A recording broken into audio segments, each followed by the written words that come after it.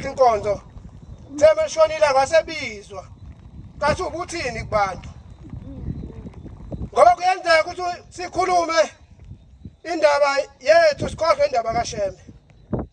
khona icala sikufanele sikhulunye ukuthi uShembe njengoba efikile emhlabeni uthi akwenziwe yini abantu abasawufuna umthetho wabeka umthetho kumaNazaretha kuba khona inkinga ekhona ukuthi ubesho kimi sizokhuluma ngomthetho kaShembe ngase ushintshe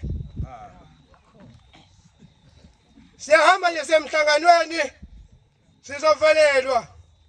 abantu bephuza utshwala khona ohambeni amen sizokuthula kanjani lokho ngoba inazenza liphuza utshwala amen siyahamba nje semhlanganweni sizofika emhlanganweni sizokuthula kanjani ukuthi inkosana leli bandla isigqoka isikete emhlanganweni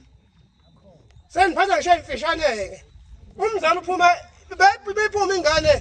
ukathini la singakhulumi lokho uDisemba manje ngithi ayi akakho umzali othi nginwele zamakulo ayinika ingane azayifaka ekhanda ilala kanjani intombi yasenazareth enenwele zamakula angeke abashumayeli kusasa behambe bethetha laphana usufaka inzipho usugcobile zonke inzipho zeni right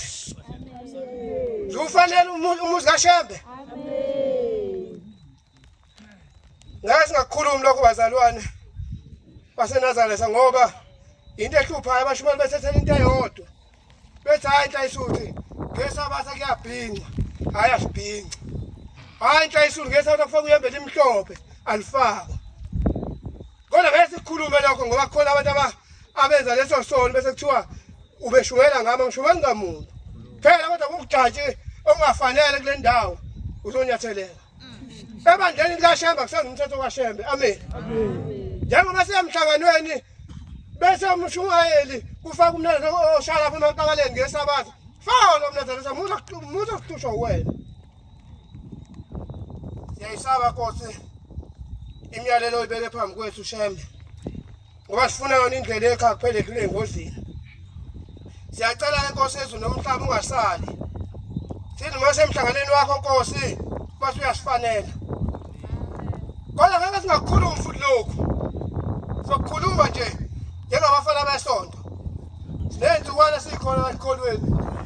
nabo ofakanyambosa sasinabo kukhulunywa ukuthi intombi yaseNazaretha kunezinto engayihambi sokuyaka lokho